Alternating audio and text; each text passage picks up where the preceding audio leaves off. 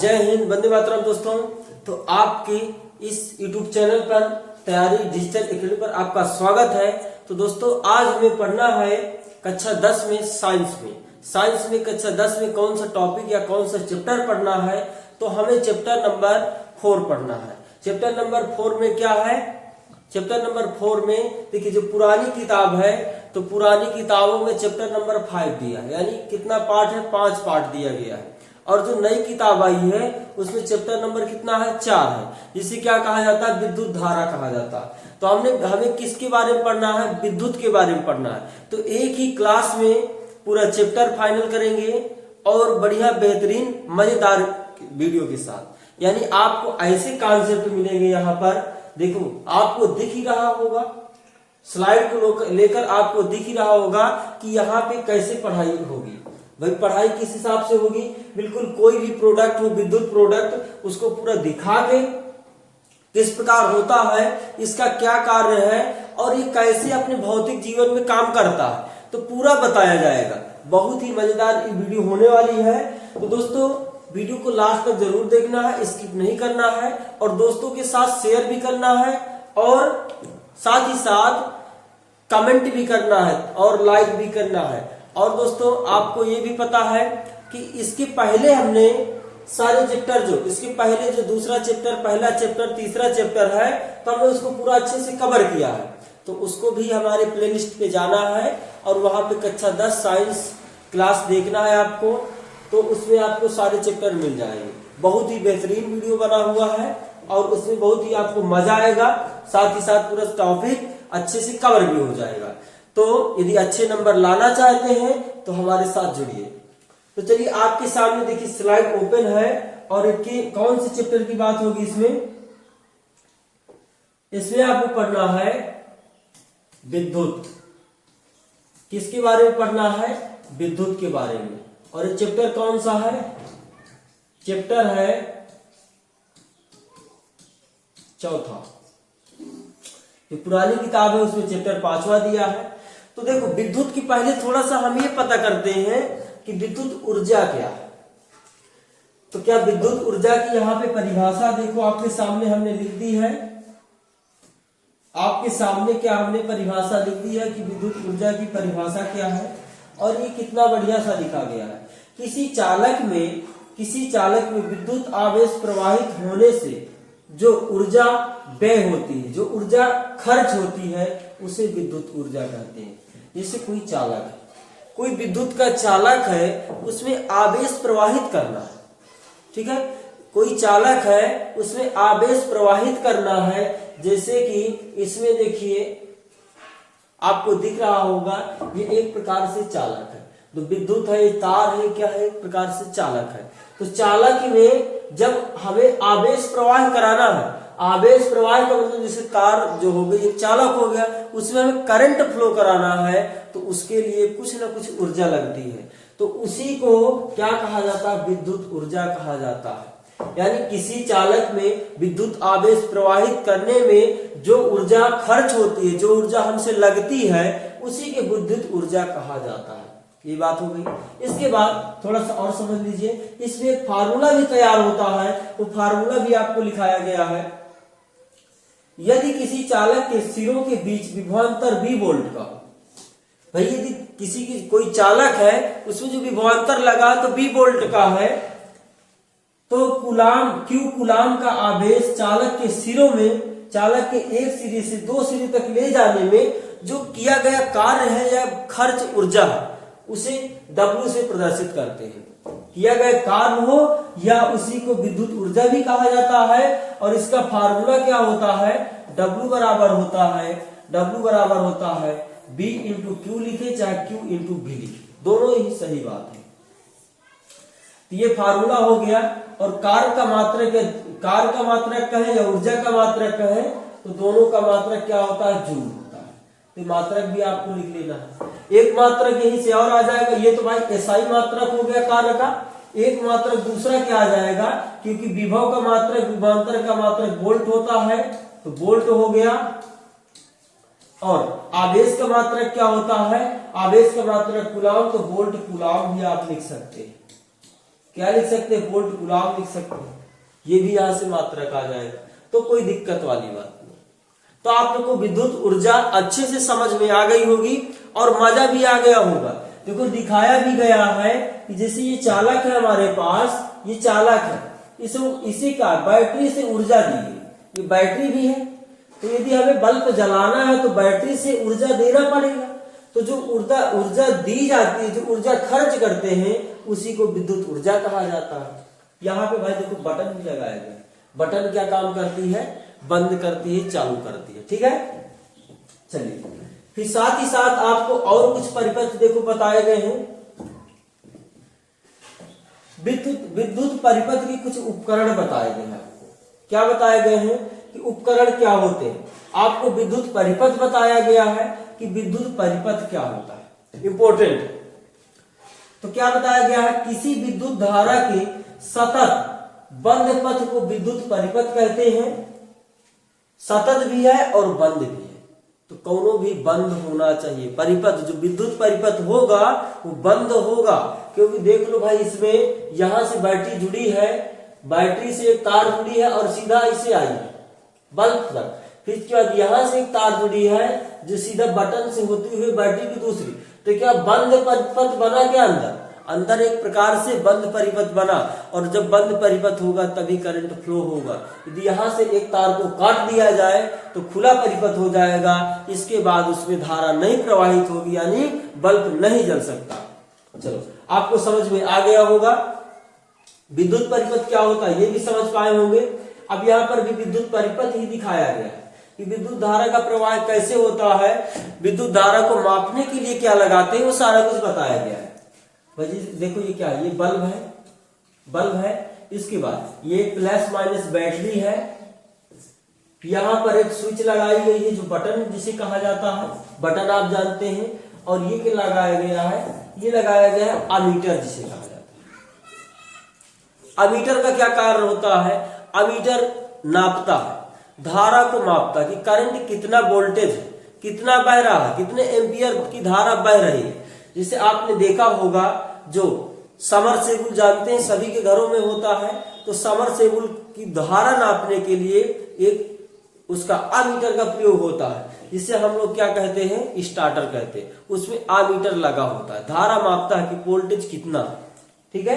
तो ये भी देखो बंद परिपथ है, क्योंकि यहां से तार जाके और ये पूरा एक ऐसे तार बनाया है, बंद परिपथ बना है। तो ये भी एक प्रकार का विद्युत परिपथ है, ठीक है। फिर इसके बाद आपको यहाँ और कुछ उपकरण दिखाए गए हैं, देख लीजिए। ये भाई क्या है, ये क्या है, अमीटर हो गया जो धारा नापते हैं। इसके बाद ये क्या, बैटरी सेल हो गया, ये धारा नियंत्रक हो गया, ये प्रतिरोध हो गया। प्रतिरोध का क्या कार्य है अभी वीडियो में ही आएगा, आगे आपको स्लाइडों में मिलेगा। तो चलिए नेक्स्ट वीडियो देख लेते हैं। नेक्स्ट क्या है, नेक्स्ट स्लाइड है आपके सामने। चलो अब नेक्स्ट स्लाइड में देखिए, आपको दिख रहा होगा कि आवेश के बारे में पढ़ना है। क्या पढ़ना है, आवेश के बारे में। तो आवेश किस प्रकार का होता है, कैसे होता है, कैसे काम करता है, कैसे उत्पन्न होता है, कैसे आकर्षण होता है, कैसे प्रतिकर्षण होता है। तो चलो देख लेते हैं भाई। सबसे पहले थोड़ा सा परिभाषा पढ़ लेते हैं। आवेश परमाणु का एक मूल कण होता है। परमाणु का एक मूल कण होता है, ये धनात्मक भी हो सकता है और ऋणात्मक भी हो सकता है। समान आवेश एक दूसरे को प्रतिकर्षित करते हैं, जबकि असमान आवेश एक दूसरे को आकर्षित करते हैं। चलो बता दिया गया कि जो आवेश है एक प्रकार का परमाणु का एक मूल कण है। आवेश क्या है, परमाणु का एक मूल कण। भाई परमाणु क्या होता है, परमाणु आप नहीं जानते हैं, चलो बता दिया जाए। परमाणु, आप कण तो जानते हैं। कण दुनिया का कोई भी छोटा सा छोटा जिसका कोई भाग ना हो, जैसे मान लीजिए धूल के कण, हवा के कण, तो क्या उसका आप भाग कर सकते हैं। जैसे धूल के बिल्कुल छोटे छोटे कण जो हमें दिखाई भी नहीं देते, सूक्ष्मदर्शी से देखना पड़ता है, क्या उनकी आप भाग कर सकते हैं, नहीं कर सकते। तो उन्हें कण कहा जाता है। उसी धूल के कणों से मिल करके कोई मिट्टी का डीला बना लीजिए और वही डीला कहलाएगा कि परमाणु। क्या कहलाएगा, ये परमाणु है। तो कणों से मिलकर क्या बना, परमाणु बना। अब उसी परमाणु का कोई एक कण, उसी परमाणु का कोई एक मूल कण धनात्मक हो सकता है या ऋणात्मक हो सकता है। आपको पता है, यदि आप देखिए जैसे हमारे पास मार्कर है, इसमें थोड़ा ऐसे बाल घस के रगड़ो, चाहे न रगड़ो, कोई दिक्कत नहीं है। यदि हम इसको जमीन पे रख देंगे तो इसमें कुछ न कुछ धूल के कण लिपट जाएंगे, पता है, लिपट जाए। क्यों लिपटते हैं? क्योंकि वो धूल के कण जो होते हैं तो वही आवेश है। क्या होते हैं? वही आवेश होते हैं, क्योंकि इसमें भाई कोई कण ऐसा होगा जो प्रतिकर्षित हो जाएगा, इससे दूर हट जाएगा, कोई कण ऐसा होता है जो इसमें चिपक जाएगा। तो वही प्रकार होते हैं दो, कि एक धनात्मक होता है और एक ऋणात्मक होता है। यानी आवेश कितने प्रकार का होता है? दो प्रकार का होता है। जब प्लस प्लस की बात की जाएगी, जब प्लस प्लस, जब धनात्मक धनात्मक की बात की जाएगी, धनात्मक आवेश की बात की जाएगी, तो क्या होगा बच्चे? चलो जैसे मान लीजिए हमने देखो प्लस आवेश रखा और इधर प्लस आवेश रखा, तो जब प्लस प्लस की बात की जाएगी तो ये एक दूसरे को क्या करेंगे? एक दूसरे को क्या करेंगे? प्रतिकर्षित करेंगे। एक दूसरे को क्या करेंगे? प्रतिकर्षित करेंगे। जबकि माइनस माइनस की बात होगी, माइनस माइनस की बात होगी तो भी एक दूसरे को प्रतिकर्षित करेंगे। और जब अलग अलग हो जाएगा, एक प्लस हो गया और एक माइनस हो गया, तो दोनों एक दूसरे को आकर्षित करने लगेंगे। दोनों क्या करेंगे? एक दूसरे को आकर्षित करने लगेंगे। जब प्लस प्लस होता है तब प्रतिकर्षण होता है, यानी जब प्लस माइनस होता, प्लस प्लस या माइनस माइनस होता है तो प्रतिकर्षण होता है, प्रतिकर्षण, ठीक है। और जब माइनस या प्लस होता है तो क्या होता है? आकर्षण होता है। तो ये आवेश की प्रकृति है कि जब प्लस प्लस होता है तो भी प्रतिकर्षण, माइनस माइनस हो तो भी प्रतिकर्षण, और प्लस माइनस आ जाता है तो आकर्षण हो जाता है। जैसे धूल के कण इसमें चिपकेंगे तो इसका मतलब इस पर कोई चार्ज है, और जो धूल का कण है उस पर कोई चार्ज है, और यदि चिपक रहे हैं तो इसका मतलब माइनस प्लस चार्ज है। यदि दूर हटा देते हैं तो प्लस प्लस चार्ज होगा। जैसे देखिए हम आपको दिखा रहे हैं, ये भी एक प्रकार का चुंबक है। चुंबक में भी यही कंडीशन होती है। देखो जैसे हम इसमें चिपकाएंगे तो देखो चिपक गया, और कहीं ना कहीं यदि पलटा देंगे तो दूर हटा रहा है। तो यानी इसमें भी प्लस माइनस चार्ज है। जब आकर्षण कभी तभी होता है जब माइनस प्लस हो। यदि प्लस माइनस हो जाता है तो रिपल्सन, यानी रिपल कर देते, एक दूसरे को प्रतिकर्षित कर देते।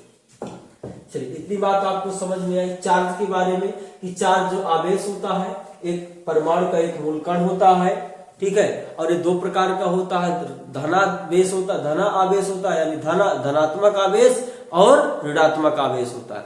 यदि धनात्मक धनात्मक होंगे या ऋणात्मक ऋणात्मक होंगे तो एक दूसरे को रिपल कर देंगे, यानी प्रतिकर्षित कर देंगे। जब यानी धनात्मक और ऋणात्मक होंगे तो एक दूसरे को अट्रैक्ट यानी आकर्षित कर लेंगे। इतनी बात पता चली। यहाँ पे देखो चार्ज के बारे में बताया भी गया है कि ये एक चार्ज है और यहाँ पर भी एक चार्ज है, कोई परमाणु है, यहाँ पे नाभिक है, और ये क्या है? इलेक्ट्रॉन चक्कर लगा रहा है, स्पीड में चक्कर लगा रहा है। तो इनके मध्य भाई प्रोटॉन, नाभिक पर प्रोटॉन होता है, क्या होता है? प्रोटॉन होता है, जिस पर प्लस आवेश होता है, प्लस क्यू आवेश होता है, और इसमें क्या होता है? इलेक्ट्रॉन पर माइनस क्यू आवेश होता है। इधर प्रोटॉन है, इधर इलेक्ट्रॉन है, तो इलेक्ट्रॉन पर माइनस आवेश होता है। तो ये एक दूसरे को प्रतिकर्षित कर रहे हैं, एक दूसरे को क्या कर रहे हैं? प्रतिकर्षित कर रहे हैं, ठीक है। तो अब यहाँ पे बात इतनी हो गई। इसके बाद आवेश को हमने बताया है कि आवेश यहाँ पे क्यू लिखा गया, तो आवेश को क्यू से प्रदर्शित किया जाता है। इसका मात्रक क्या होता है? तो इसका मात्रक, एसआई मात्रक इसका कूलाम होता है। कूलाम आवेश का एसआई मात्रक है। एक कूलाम आवेश बराबर होता है, एक कूलाम आवेश बराबर होता है, कितने के बराबर होता है? 6 गुणे 10 की पावर 6 गुणे 10 की पावर 6 गुणे 10 की पावर 11 इलेक्ट्रॉन के बराबर होता है, ठीक है। उपस्थित आवेश, एक इलेक्ट्रॉन पर आवेश कितना होता है? एक इलेक्ट्रॉन पर आवेश होता है 1.6, गुणे 10 की पावर -19 कूलम। ये होता है आवेश, ऋणात्मक होता है। कुल आवेश कैपिटल Q है, N इलेक्ट्रॉनों की संख्या है और E क्या है, इलेक्ट्रॉन पर आवेश है। यहां पर एक फार्मूला भी आता है इससे कि फार्मूला क्या होता है, Q बराबर होता है, फार्मूला आता है Q बराबर NE, आवेश का फार्मूला हो Q बराबर NE होता है। इसके बाद एक फार्मूला और मिलता है, जो आगे मिलेगा उसको भी बताया जाएगा। तो क्या आपने आवेश भी समझ लिया कि आवेश क्या होता है, पता चल गया आपको। चलिए नेक्स्ट स्लाइड ओपन करते हैं। नेक्स्ट स्लाइड में देखो क्या बताया गया, विद्युत धारा के बारे में बताया गया कि विद्युत धारा है क्या थी, उसका फार्मूला क्या होता है, परिभाषा क्या होती है। चलो जान लेते हैं।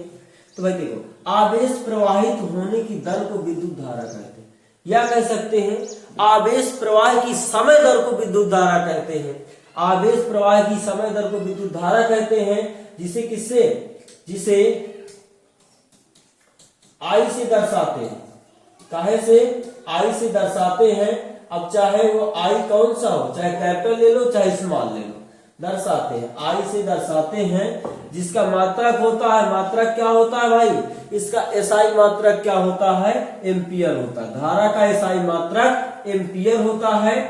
इसका फार्मूला होता है I बराबर होता है Q/T होता है। यहाँ पे आप कैपिटल Q भी लिख सकते हैं और स्मॉल भी लिख सकते हैं, कैपिटल I भी लिख सकते हैं और स्मॉल I भी लिख सकते हैं, कोई दिक्कत वाली बात नहीं, ठीक है।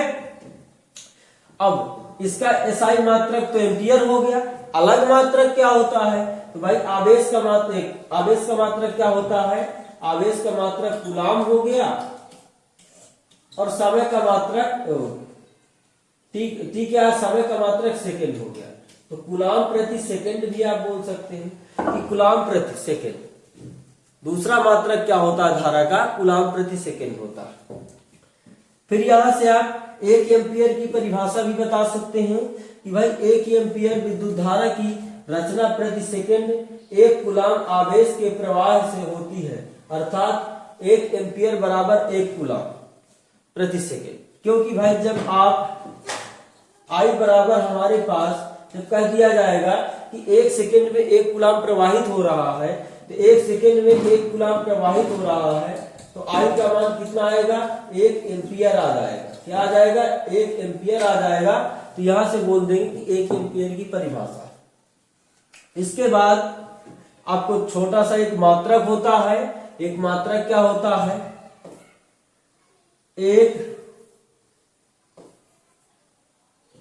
1 मिली एम्पियर बराबर होता है, 1 मिली एम्पियर बराबर होता है 10 के पावर -3 एम्पियर।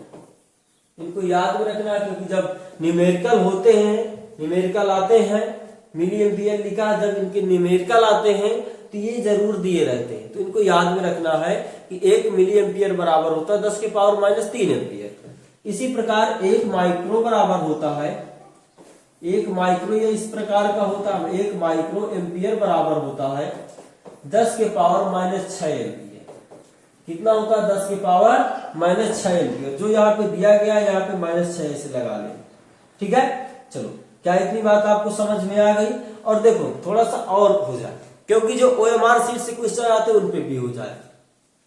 तो ध्यान दीजिए, आपको यहाँ पे एक विद्युत परिपथ दिखाई दे रहा होगा, जहां पे ये कोई पृष्ठ लिया गया है जिसमें इलेक्ट्रॉनों की संख्या दर्शाई गई है और इस परिपथ में धारा भी प्रवाहित है। बैटरी प्लस माइनस लगी है, यहाँ पे बैटरी लगी हुई, क्या लगी है, बैटरी लगी है।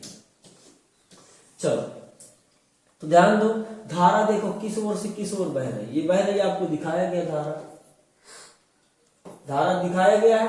तो ध्यान दे, प्लस से माइनस की ओर, और प्लस से माइनस की ओर ही हमेशा धारा बहाया जाता है। तो भाई ध्यान दो, जो धारा बहती है उसकी विपरीत ही हमेशा इलेक्ट्रॉन होते हैं। इलेक्ट्रॉन किस ओर गति करते हैं, इलेक्ट्रॉन किस ओर गति करते हैं, तो धारा के हमेशा विपरीत दिशा में गति करते हैं। ये ध्यान देना, क्योंकि भाई देखो इलेक्ट्रॉनों की संख्या आपको दर्शाई गई है, क्या इलेक्ट्रॉनों की संख्या दर्शाई गई है, सभी की इस ओर है और धारा की उस ओर, यानी इलेक्ट्रॉनों की संख्या धारा के विपरीत दिशा में हमेशा होती है, जबकि प्रोटॉनों की संख्या धारा की ही दिशा में होती है। प्रोटॉनों की संख्या कहाँ होती है? धारा की दिशा में ही होती है। तो क्या इतनी बात आपको समझ में आ जाए? ध्यान में रखना है, OMR सीट के लिए इंपॉर्टेंट क्वेश्चन है। चलिए अगला देखो, यहाँ पर भी विद्युत बताया गया है कि विद्युत का जो कुछ होता है क्षेत्र होता है, तो यहाँ पे बताया गया कि कोई भी है बैटरी से विद्युत कैसे फ्लो होता है, और इधर बताएगा कि विद्युत क्षेत्र से आप दो तार लेंगे इसे, तो कुछ दूर जाएंगे तो कुछ उसमें विद्युत क्षेत्र होता है, वही यहाँ पे बताया गया है। चलिए नेक्स्ट स्लाइड आपके सामने। चलिए थोड़ा सा विद्युत धारा का मापन कर लेते हैं कि विद्युत धारा को कैसे मापा जाता है, किस चीज से मापा जाता है, कौन सा यंत्र होता है। तो आपको देखो बताया गया है कि विद्युत धारा का मापन किस प्रकार किया जाता है। परिभाषा हमने लिखी है, विद्युत धारा को अमीटर द्वारा मापा जाता है। भाई यही क्वेश्चन आता है कि विद्युत धारा को किस यंत्र द्वारा मापा जाता है, तो अमीटर द्वारा मापा जाता है, जो आपके सामने बड़ा सा दिखा दिया गया है। ठीक है, इसके बाद अमीटर का प्रतिरोध कम होता है। भाई जो अमीटर होता है इसका प्रतिरोध क्या होता है? कम होता है, तथा हमेशा अमीटर को यानी श्रेणी क्रम में जोड़ता है। यानी जो अमीटर होता है इसको हमेशा श्रेणी क्रम में ही जोड़ा जाता है, इसको समांतर क्रम में नहीं जोड़ा जाता। फिर इसके बाद विद्युत धारा की दिशा इलेक्ट्रॉनों के प्रवाहित होने की दिशा के विपरीत मानी जाती है। ये तो भाई पहले हम बता दिया है, क्योंकि जिस समय विद्युत धारा की परिघटना सर्वप्रथम परीक्षण किया जाता तो इलेक्ट्रॉनों के बारे में कोई जानकारी नहीं थी, अतः विद्युत धारा को धनावेशों का प्रवाह माना जाता है। सही कहा भाई, हमने धनावेश कहा तो प्रोटॉन कहा। प्रोटॉनों का जो दिशा होती है प्रोटॉनों की, तो धारा की दिशा में होती, वही इसमें बताया गया। इलेक्ट्रॉनों की दिशा विपरीत होती है। अब आपको पता ही चल गया कि विद्युत धारा को जो मापते हैं तो इसे क्या बोला जाता है? अमीटर बोला जाता है। क्या बोला जाता है? अमीटर बोला जाता है। ठीक है, और अमीटर भी कई प्रकार का होता है भाई। AC नापता है, DC नापता है। तो इधर जो लगा तो AC नापता है, AC करंट, और ये क्या नापता है? DC करंट नापता है। ठीक है, तो ध्यान में रखना है कि अमीटर भी कई प्रकार का होता है, AC भी नापता है, DC भी नापता है। नेक्स्ट क्वेश्चन है आपके सामने, भाई विभव क्या होता है? थोड़ा सा विभव के बारे में जान लेते हैं कि विभव क्या होता है। तो देखो परिभाषा यहाँ पे हमने लिख दी है कि विभव क्या होता है? किसी बिंदु पर स्थित इकाई बिंदु आवेश धनावेश में संग्रहित वैद्युत स्थितिज ऊर्जा उस बिंदु से विभव के बराबर होती है, ये बताया गया है। चलो ठीक है, कोई बात नहीं। थोड़ा सा इसमें लैंग्वेज जो है आसान लिखी गई है, थोड़ा सा एक और हम बता देते हैं, उसको आपको लिख लेना है कि देखो जो विद्युत है तो विद्युत विभव होता क्या है। तो किसी बिंदु तक वैद्युत क्षेत्र में कहो या किसी चालक में कहो, किसी बिंदु तक किसी आवेश को लाने में जो किया गया कार्य होता है। जैसे मान लीजिए हमने कोई एक चालक रखा है, यहाँ पर कोई बिंदु ले लिया है, और यहाँ अनंत से हमें कोई आवेश को लाना है। आवेश को क्या करना है? आवेश को लाना है। आवेश को लाना। अब ये कौन सा चार्ज है? प्लस चार्ज है। तो इसको लाना है इधर, तो लाने में किया गया कार्य जो होता है, किया गया जो कार्य होता है तो विभव के बराबर होता है, यही बताया गया। विभव के बराबर होता है, वही यहाँ पे बताया गया कि अनंत से किसी बिंदु अनंत से किसी धनावेश को किसी बिंदु तक लाने में किया गया कार्य ही विद्युत विभव कहलाता है। चलिए इसके बाद विभवांतर क्या होता है? विभवांतर ये होता है भाई, देखो दो बिंदुओं की, मान लीजिए यहाँ पर एक बिंदु A है और यहाँ पर बिंदु दूसरा क्या है? B है। तो अब हमें इनके बीच का अंतर, इस बिंदु से इस बिंदु तक कोई आवेश है प्लस, तो इसे लाना है। बिंदु B से बिंदु A तक कोई आवेश को लाना है, तो इसके बीच में जो अंतर आएगा, इसके बीच का जो अंतर होगा उसी को क्या बोला जाएगा? विभवांतर। तो दो बिंदुओं के बीच के विभव के अंतर को विभवांतर कहा जाता है। अब बात आती है कि विभव को, देखो यहाँ पे सूत्र भी बताया गया है कि जो B बराबर होता है तो क्या होता है? W/Q होता है। क्या होता है? B बराबर होता है W/Q होता है। ठीक है, अब इसके बाद जो विभव का मात्रक होता है, विभव को B से प्रदर्शित करते हैं, इसका मात्रक होता है SI मात्रक होता है वोल्ट। SI मात्रक क्या होता है? वोल्ट होता है। अन्य मात्रक की बात की जाए तो जूल प्रति कूलाम हो जाता है, क्योंकि कार्य का मात्रक जूल हो गया, कार्य का मात्रक जूल हो गया, और नीचे आवेश है तो आवेश का मात्रक कूलाम हो गया, तो दूसरा मात्रक हो गया आवेश प्रति कूलाम। ठीक है, तो ये थोड़ा सा आप जो नोट डाउन कर लीजिए। यहाँ पे भी देखो विभव का फार्मूला बता दिया गया है, और ये भी बताया गया है कि विभव कैसे काम करता है। जैसे देखो ये सेल है, दो सेल है ना, तो इसमें विभव ही कार्य कर रहा है। पोटेंशियल विभव कैसे कार्य करता है, जैसे कोई आवेश है तो एक बिंदु से दूसरे बिंदु तक पहुंचाने में जो कार्य है वही देखो यहाँ पे करना दिखाया गया कि प्लस माइनस इधर उधर जा रहे हैं, यही कार्य है। थोड़ा सा नोट डाउन कर लीजिए।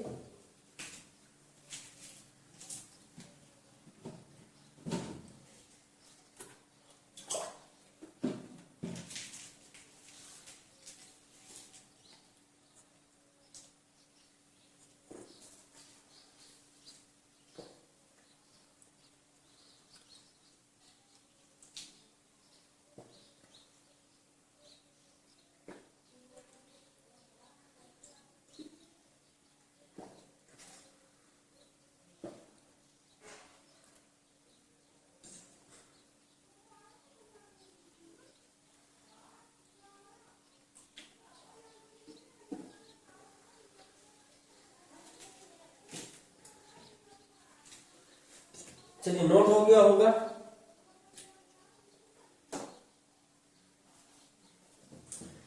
देखिए क्वेश्चन नंबर अगला है आपके सामने, जो अगली हेडिंग है आपकी वोल्ट मीटर।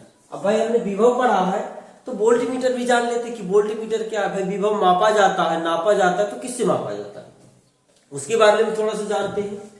तो देखो विभव को मापने के लिए वोल्ट मीटर का प्रयोग करते हैं। जैसे हमने बताया था धारा को मापने के लिए आमीटर का प्रयोग करते हैं, तो इसी तरह विभव को मापने के लिए वोल्ट मीटर का प्रयोग करते हैं। वही यहाँ पे इमेज में आपको दिखाया गया। तो लिखा क्या, विभवांतर या विभव को मापने के लिए एक युक्त होती है जिसे वोल्ट मीटर कहा जाता है। इसका प्रतिरोध ज्यादा होता है, हमेशा इसे समांतर क्रम में जोड़ा जाता है। अब इतना ध्यान रखना कि विभवांतर में यानी वोल्ट मीटर में और आमीटर में कितना अंतर होता है।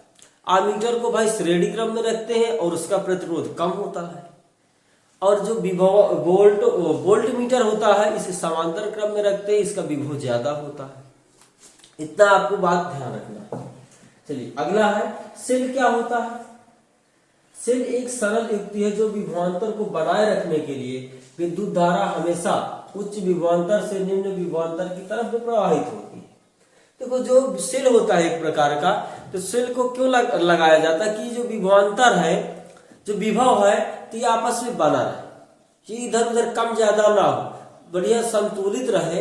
यानी जो उच्च विभव होता है तो निम्न विभव की तरफ उस तरफ बहता रहे, प्रवाहित होता रहे, उसमें कोई परिवर्तन ना हो, बढ़िया सा एक प्रकार का संतुलित व्यवस्था एक प्रकार से चलती रहे। इस प्रकार से हमें एक सेल लगा दिया जाता है।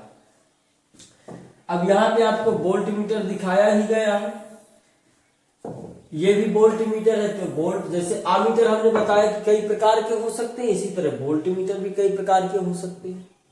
यहाँ पे वोल्ट मीटर का जो अंदर का पार्ट है वो दिखाया गया कि भाई इसकी जो सुई होती है, स्विच होती है, तो कैसे काम करती है, कहाँ से करंट दिया जाता है और कैसे काम करती है। तो ये अंदर का पार्ट दिखाया गया, आपको देख लेना है कि अंदर के पार्ट में क्या हो।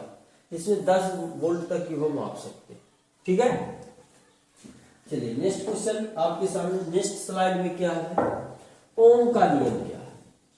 ओम का नियम क्या है, आपको बड़े अक्षरों में दिखाया गया कि ओम का नियम क्या है। चलो ओम के नियम के बारे में जानते हैं, तो बहुत मजेदार है। इसमें थोड़ा सा देखो, आपको देखने को मिल रहा होगा, भाई परिभाषा तो बाद में पढ़ेंगे, पहले थोड़ा सा जान लेते हैं। क्या जान लेते हैं, यहाँ पे आपको देखो इमेज में दिखाया गया। इमेज में क्या दिखाया गया है कि जो विभव होता है, भाई पीछे विभव लगा हुआ है, ये क्या है, ये जो लगा हुआ है कौन है, विभवांतर का है या विभव का है। तो पीछे से विभव है और ये किसको आगे को झेल रहा है, इस तरह ढकेल रहा है। किसको ढकेल रहा है, विभव किसको ढकेल रहा है, ये धारा को ढकेल रहा है। किसको ढकेल रहा है, धारा को, करंट को ऐसे झेल रहा है परिपथ में। और ये जो ऊपर से खड़ा हुआ, ये कौन खड़ा हुआ है, ये प्रतिरोध खड़ा हुआ है। और लाठी लिए खड़ा है।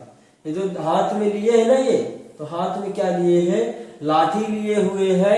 और ये धारा को भाई विभवांतर देखो, विभवांतर क्या होता है, पीछे से ऐसे ढकेल रहा है धारा को, जबकि जो प्रतिरोध होता है तो धारा को क्या कर रहा है, रोक रहा है कि नहीं यहां से आगे तुम्हें नहीं जाना, यहीं पे रुक जाना है, यहां से आगे तुम्हें जाना ही नहीं। तो ये क्या करता है, रोकता है। तो भाई प्रतिरोध क्या हो गया, ये धारा को रोकने का काम करता है। जितनी आवश्यकता होती है भाई, जितना स्पीड से जाना होता है वही काम करता है। जैसे आप जानते हैं कि रोड पे क्या होता है, एक ब्रेकर बना होता है। तो ब्रेकर में क्या होता है, गाड़ी की स्पीड रोकी जाती है, फिर इसके बाद आराम से जाया जाता है, क्योंकि मान लीजिए भाई स्पीड में है तो कोई खतरा ना हो जाए, इसलिए वहां रुक करके फिर आराम से जाते हैं।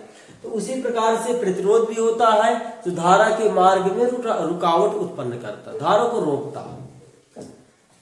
तो अब इसमें भी कोई एक संबंध होता है जिसे हम लोग ओम का नियम कहते हैं, यानी विभवांतर में, धारा में और प्रतिरोध में, तीनों में एक संबंध होता है जिसे हम लोग क्या बोलते हैं, विभवांतर बोला जाता है, जिसे हम क्या बोलते हैं, ओम का नियम बोलते हैं। अब ओम का नियम जान लेते हैं क्या, चलो। अब देखो यहां पर मत देखना भाई, ये तो इंटरव्यू चालू है। ओम के नियम में इंटरव्यू कैसे लिया जाता है, तो यहाँ मैडम जी इनसे इंटरव्यू ले रहे हैं, ठीक है। तो आप इंटरव्यू ना देने लगना, आपको क्या करना है, इसको नहीं देखना, इधर फोकस करिए। चलिए देखिए भाई, किसी विद्युत परिपथ में धातु के तार के दोनों सिरों के बीच उसमें उत्पन्न विभवांतर विद्युत धारा के, तो आपको कैसे लिखना है, ओम के नियम के अनुसार, ओम के नियम के अनुसार जब किसी चालक की भौतिक अवस्था, ओम के नियम के अनुसार जब किसी चालक की भौतिक अवस्था, कोष्टक में लिख लेना है, दाब ताप आयतन, कोष्टक बंद कर लेना है, क्या लिखना कोष्टक में, दाब ताप आयतन में कोई परिवर्तन ना किया जाए, कोई परिवर्तन ना किया जाए, तो उसके सिरों के बीच उत्पन्न विभवांतर, उसके सिरों के बीच जो उत्पन्न विभवांतर होता है, उसके सिरों के बीच उत्पन्न विभवांतर, उसमें प्रवाहित होने वाली, ये चालक में प्रवाहित होने वाली धारा के समानुपाती होता है। तो क्या आपको लिखना है, बी प्रोपोर्शनल आई होता है। क्या होता है, बी प्रोपोर्शनल आई होता है। प्रोपोर्शनल का कोई चिन्ह हटता है तो कोई नेतांक आता है, तो प्रोपोर्शनल हटेगा तो बराबर आता है आर आई। तो यहां से अब आर क्या है, आर ही चालक का प्रतिरोध है। आर किसे कहा जाता है, आर नीतांक है। क्या है, आर नीतांक है, जिसे चालक का प्रतिरोध कहा जाता है। आर यहाँ पे देखो लिख दिया गया कि आर क्या नीतांक है, यहाँ पे समानुपाती का चिन्ह लगा लेना है। आर एक नीतांक है जिसे तार का प्रतिरोध कहे या चालक का प्रतिरोध कहे, जिसका मात्रक क्या होता है, प्रतिरोध का मात्रक जो होता है ओम होता है। क्या होता है, प्रतिरोध का मात्रक ओम होता है। और इसे जो मात्रक ऐसे उल्टा लुटवा से प्रदर्शित करते हैं, जो कहीं भी आपको दिखाया गया होगा, चलो यहाँ पे नहीं है, फिर इसके बाद दिखाया जाएगा।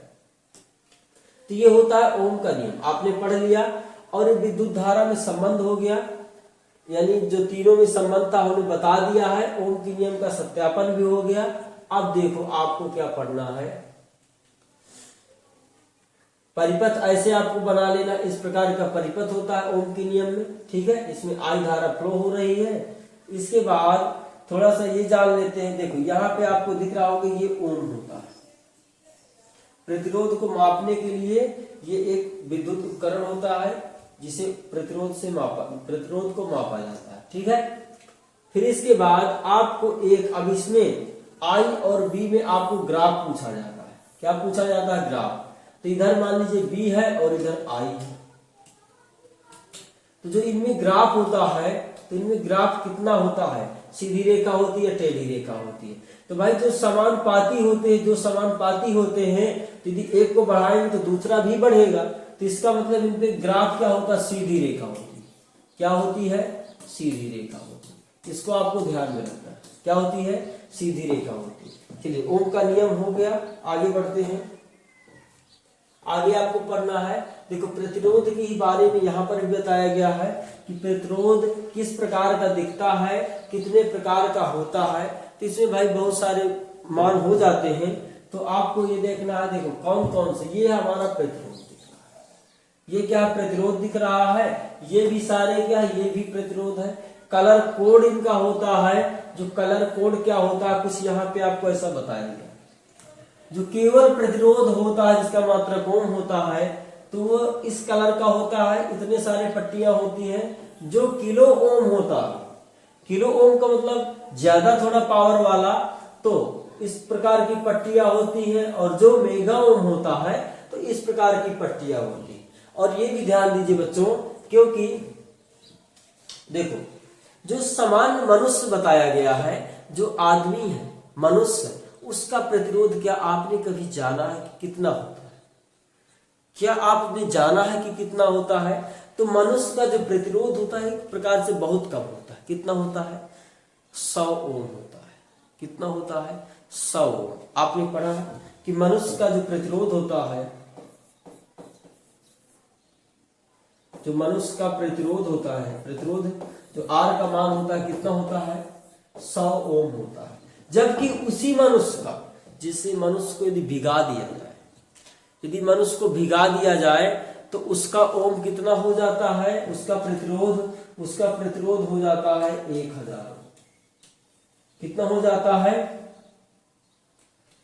भिगाने पर? भिगाने पर मनुष्य का प्रतिरोध 1000 ओम हो जाता है। इसीलिए सूखे मनुष्य को कम करंट लगता है। जब गीला मनुष्य होता है तो फिर चपकाई लेगा, फिर तो कहते छोड़बे न करी, ठीक है, क्योंकि उसका जो प्रतिरोध होता है तो ज्यादा हो जाता। अच्छा देखो, हाँ मिस्टेक हो गया, जस्ट थोड़ा सा मिस्टेक हुआ है।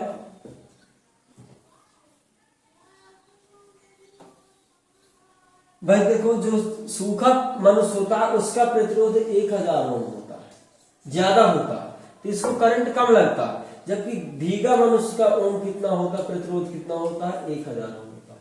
इसका जस्ट उल्टा है। भाई मनुष्य का प्रतिरोध 1000 ओम होता है क्योंकि उसको करंट कम लगता है। जब उसको भिगा दिया जाता है तो उसका प्रतिरोध कम हो जाता है और उसमें करंट ज्यादा लगता है, ठीक है, क्योंकि प्रतिरोध क्या करता है? धारा को रोकता है। यदि ज्यादा ही प्रतिरोध होगा तो नहीं रोक, धारा को रोकेगा। यदि कम प्रतिरोध है तो धारा को कैसे रोकेगा? कह देगा जाओ जाओ जाओ, निकल जाओ जाओ। भाई प्रतिरोध तो कम है ना, तो कैसे रोक पाएगा? जब ज्यादा प्रतिरोध होगा तो खड़ा रहेगा लीने डंडा कि नहीं जाना तुम्हें, यहीं से रुक जाओ, यहीं जितना जरूरत होगी उतना जाना, ठीक है। तो चलो हमने पढ़ लिया है इसको। अब देखो इसका इसाई मात्रक भी हमने बता दिया, ओम होता है, कोई दिक्कत नहीं है। आगे आपको पढ़ना है धारा नियंत्रक क्या होता है। धारा नियंत्रक आपको दिखाया गया है, इस प्रकार का होता है विद्युत उपकरण। जबकि परिपथ में जो दिखाया जाता है किताबों में, तो ये वाला दिखाया जाता है। आपको देखना तो ये ओरिजिनल है।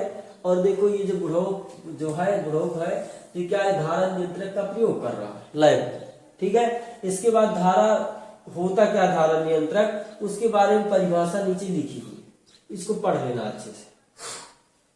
परिपथ में प्रतिरोध को परिवर्तित करने के लिए जिस युक्त का उपयोग करते हैं उसे धारा नियंत्रक कहते हैं।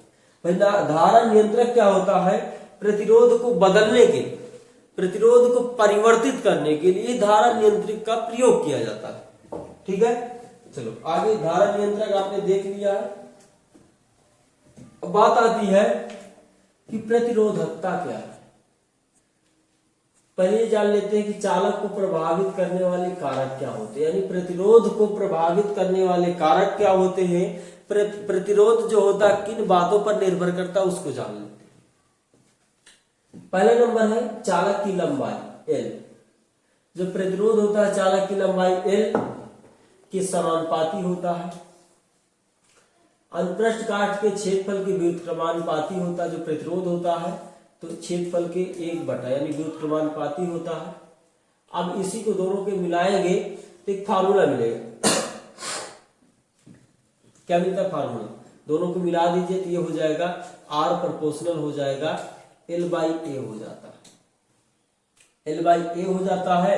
यहां से आर ये प्रोपोर्शनल हटेगा तो कोई नेतांक आता है, तो ये आता है आर बराबर रो एल बाई ए, जो आपको सामने लिखा हुआ ऊपर लिखा हुआ है ये वाला। फिर इसके बाद यहां से रो का मान निकालेंगे तो रो बराबर होता है आर ए बाई एल होता है।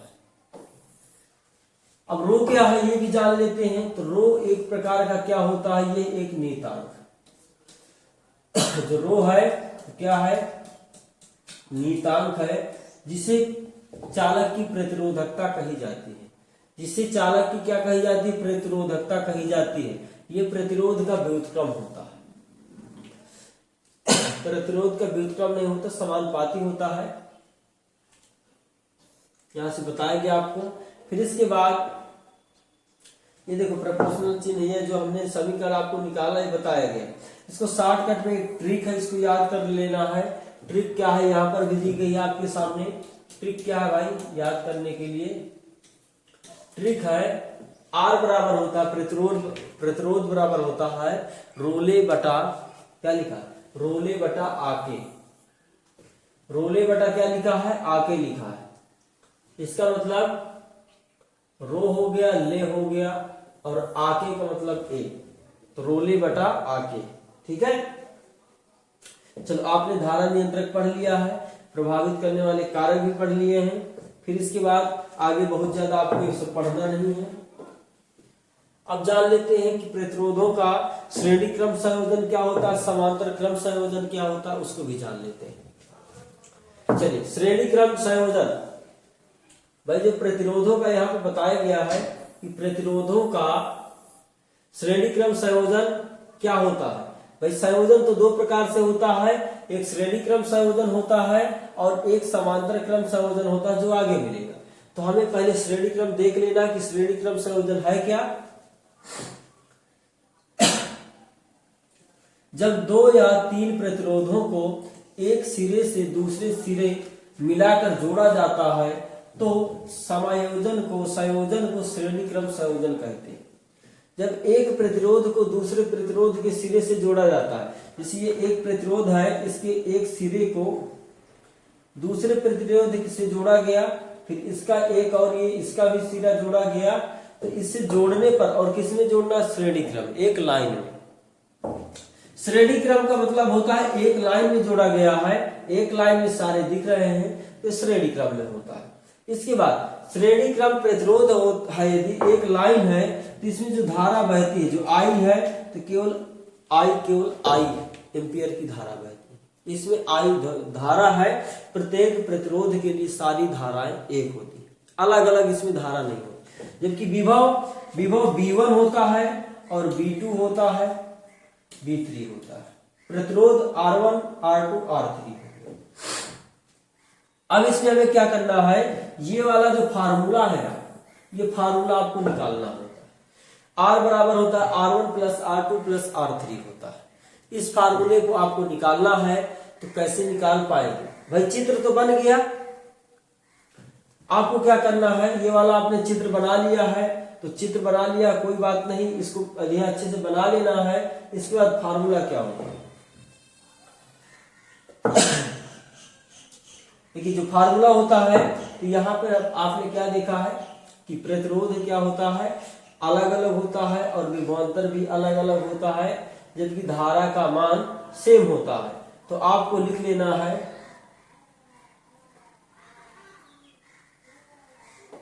चलो देखो, कुल विभवांतर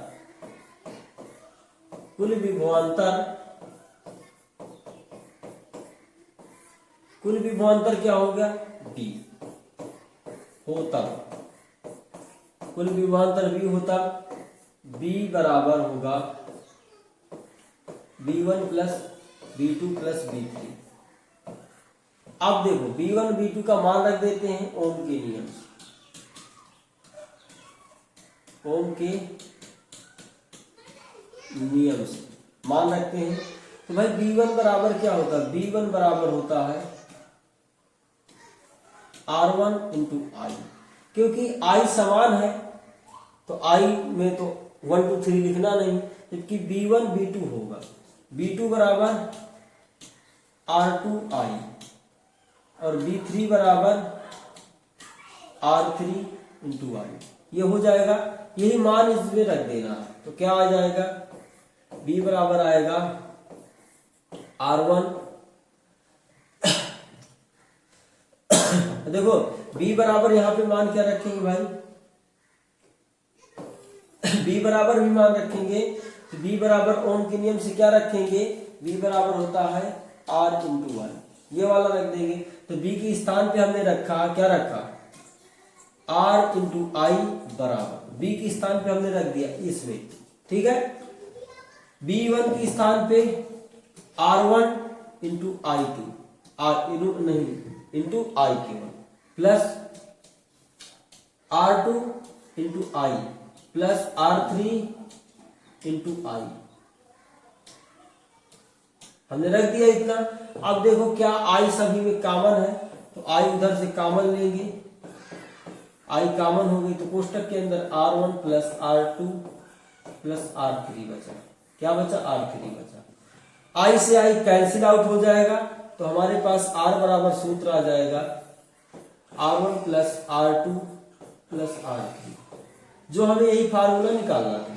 और ये क्या है, श्रेणी क्रम का सूत्र। काहे का है, श्रेणी क्रम संयोजन, श्रेणी क्रम संयोजन का फार्मूला, श्रेणी क्रम संयोजन, प्रतिरोधों का श्रेणी क्रम संयोजन का सूत्र है। इसको याद रखना है, इससे सवाल बहुत ज्यादा पूछे जाते हैं, याद में रखना है। चलिए, तो आपने देख लिया। इसके पहले आपने देखा ही था कि प्रतिरोधों का श्रेणी क्रम संयोजन किस प्रकार से सूत्र आता है। चित्र बना लेना है बढ़िया सा और सूत्र निकाल लेना, हमने बता दिया है। बोर्ड एग्जाम के लिए, पेपर के लिए मोस्ट इंपोर्टेंट क्वेश्चन है। अब आते हैं समांतर क्रम में। अब किस में आते हैं, समांतर क्रम में आते हैं। देखो समांतर क्रम यहाँ पर दिखाया गया है कि समांतर क्रम का चित्र क्या होता है। ये होता है आपका समांतर क्रम का परिपथ। 100% में समझ में आ जाएगा क्या होता है। लिखा भी है, इसे पास क्रम भी कहा जाता है। पास क्रम संयोजन क्या होता है, जब तीन प्रतिरोधकों को एक साथ बिंदुओं x और y कोई बिंदु मान लेना है। यहाँ पर x है, यहाँ पर y है, ऐसा कुछ मान लेना है, ठीक है। x y के बीच संयोजित किया जाता है। संयोजन पास क्रम में होना चाहिए।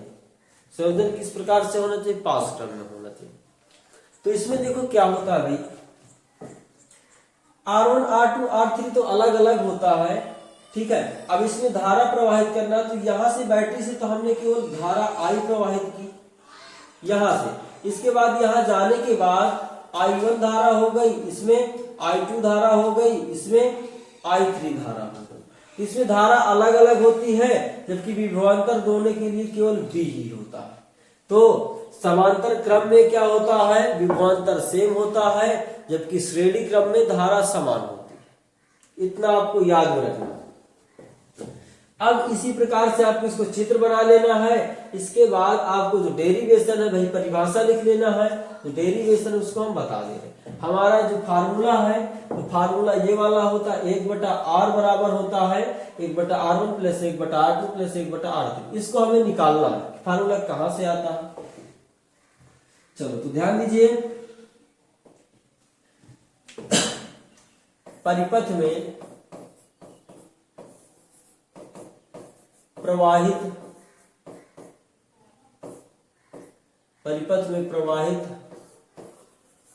कुल धारा I होता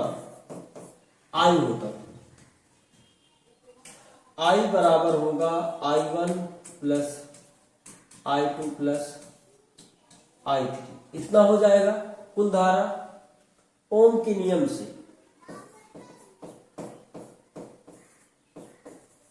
ओम के नियम से, ओम का नियम क्या होता है, B बराबर तो भाई I R होता है कि I बराबर निकालेंगे तो I बराबर आएगा, I बराबर आएगा B/R आए, ये होता है ओम। तो यहां से I का मान रखना, तो I के स्थान पे आप रखेंगे क्या, B/R रखेंगे बराबर। आई की स्थान देखो R1 R2 रखना है तो आई की स्थान में B तो सेम है तो वही तरह आ जाएगी, पर R1 आएगा प्लस B बटा R2 प्लस B बटा R3। भाई विभवांतर समान था, विभवांतर को उसी तरह रखा गया। क्या B सभी में ऊपर कॉमन है तो यह आएगा B बटा R बराबर B कॉमन लिया तो 1 बटा R1 प्लस 1 बटा R2 प्लस 1 बटा R3 इतना आया। B से B कैंसिल आउट हो जाएगा तो 1 बटा R बराबर बचेगा 1 बटा R1 प्लस 1 बटा R2 प्लस 1 बटा R3 बचा। इसको आपको पैक कर लेना। यही हमारा समांतर क्रम संयोजन का फार्मूला है। प्रतिरोधों का समांतर क्रम संयोजन का फार्मूला मिल चुका है, तो आपको इसको ध्यान में रखना है। ठीक है, इसको भी याद रखना है क्योंकि ये भी सवाल बहुत ज्यादा आते हैं और बोर्ड एग्जाम के लिए मोस्ट इंपोर्टेंट क्वेश्चन है। चलिए अगला क्वेश्चन नंबर आ गया, विद्युत धारा का तापीय प्रभाव क्या होता है, तपन क्या होती है। जैसे आप आग जलाते हैं ठंडी में तो जो ताप मिलता है, जो हमें टेम्परेचर मिलता है, वही विद्युत धारा का तापीय प्रभाव क्या है। यदि एक विद्युत परिपथ विशुद्ध रूप से प्रतिरोधक है तो स्रोत की ऊर्जा पूर्ण रूप से ऊष्मा के रूप में क्षयित होती है, इसे विद्युत धारा का तापीय प्रभाव। ये होता है ऊर्जा बराबर होता है शक्ति गुणे समय होता है। शक्ति गुणे क्या होता है, समय होता है। जैसे आपने पढ़ा होगा, देखो W बराबर आपने पढ़ा है B इंटू क्यू, क्या आपने पढ़ा ऐसा। फिर इसके बाद यहीं से आपने पढ़ा होगा, अभी देखो इसके पहले थोड़ा सा पढ़ाएंगे कि आपने P बराबर I तो अभी नहीं पढ़ा ना, P बराबर I होता है। तो यहीं से आता है W बराबर B का मान क्या, B का मान तो वही रहेगा, जबकि Q का मान क्या होता है, I इंटू T होता है। ये एक फार्मूला आएगा। इसी प्रकार W बराबर होगा, W बराबर आएगा, इसकी स्थान पर आप P रख देंगे तो ये आ जाएगा P इंटू T हो जाएगा। वही ये फार्मूला बताया गया है। अब इसी को यदि तापीय के रूप में व्यक्त करना है तो ताप क्या होता है, हीट। हीट मीन्स क्या होती है, उष्मा। तो P बराबर ये ऊर्जा बदल जाती है हीट।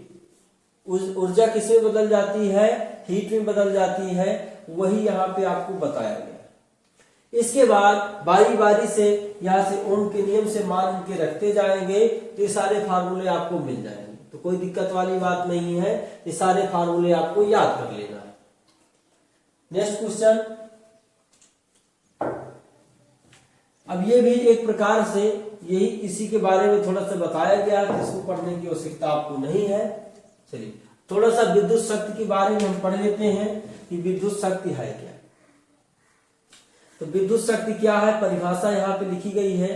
कार्य करने की दर को विद्युत शक्ति कहते हैं।